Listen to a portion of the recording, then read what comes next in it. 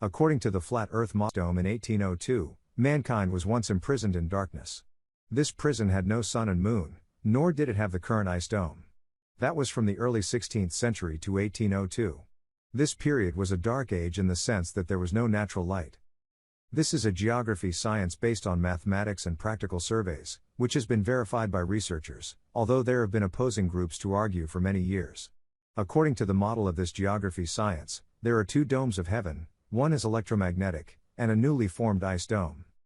That is the result of the investigation of historian Gorgi Shepentulevski. He is the author of 2 books hidden under the dome. Humanity has been imprisoned in the dark for more than 200 years. Outside the dark area is still the old world, Tartaria, that was changed after the Great Flood in the early 16th century. The Renaissance took place in the area with natural light, outside the dark area that imprisoned humanity.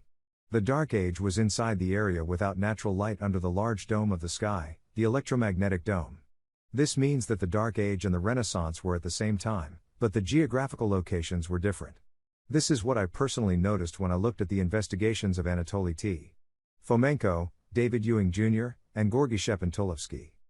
This also explains the presence of Renaissance artifacts. For example, Da Vinci left behind evidence of airplanes, robots, submarines, and tanks, etc. There is also Renaissance art and astronomical knowledge, including geometrical precision in art, celestial maps showing detailed astronomical knowledge that some believe could not be obtained from naked eye observation alone. Further evidence is provided by unusual artifacts and maps, the Antikythera mechanism, the Piri race map. With the Piri race map, created in 1513, supposedly depicting Antarctica without ice, raising questions about its source. Some have suggested that it may suggest advanced cartographic knowledge of antiquity. It is also fitting that Anatoly T. Fomenko much of medieval history was copied or fabricated from the Renaissance. Fomenko argues that many medieval architectural styles, such as Gothic cathedrals, appear to have been inspired by Renaissance innovations. This implies that the medieval period was largely invented to fill gaps in the historical timeline. He points to the work of historians such as Joseph Scaliger and Dionysius Petavius, who standardized Western chronology in the 16th and 17th centuries, as instrumental in creating the traditional historical narrative. According to Fomenko, their reliance on faulty sources and biased interpretations led to an artificial extension of history. There is much more evidence and argument in Fomenko's work that is not covered here. The Dark Ages have many divisions, basically from the 5th to the 15th century. The half, or part, of the history in the area of Europe and Asia when people were locked in darkness was plagiarized to become the history of the Dark Ages as in the official history. Furthermore, the history of war in this period itself was modified by the church organization in Europe created by the Jesuits and monks. Therefore, we need to look closely at this period.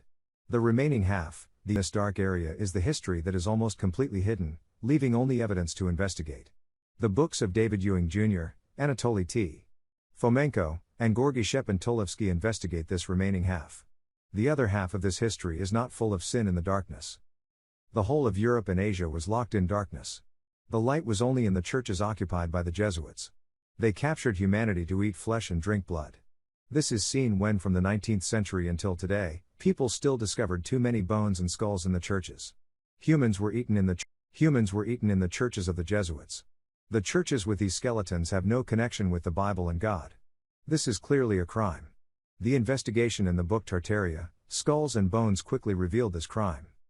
Europe and Asia went through a dark age with a lot of crime here. Darkness is a place that is complicit in sin. The investigation results of David Ewing Jr. showed that from 1700 to 1900, there were too many crimes and conspiracies taking place in Europe and Asia, including the kidnapping of children. The investigation is contained in the book Tartaria, Orphan Train. As for the results of Gorgi Shepentulevski's investigation, see his 2 books hidden under the dome of the sky. The last important thing, if Gorgi Shepentulevski was right in his statement that the sun and moon did not exist from the beginning of the 16th century to 1802, then the Age of Enlightenment was actually in the dark. And so, the official history has been completely turned upside down. They turned the dark period into the Renaissance and the Age of Enlightenment, 17th and 18th centuries. You cannot find the exact truth in the historical documents written by the Jesuit order of monks and nuns. In modern times, the official historians were all funded to create history according to the wishes of the group that rules the world. According to David Ewing Jr., those historians worked for the bank. Historians also conspire and are allies of the group that creates fake relics and artifacts. Scientists who investigate these conspiracies are labeled as conspiracy theorists, despite their analysis and factual evidence. This is a serious problem in the thinking of the majority of educated humanity. Those who describe the conspiracies of historians and their allies are considered to be conspirators.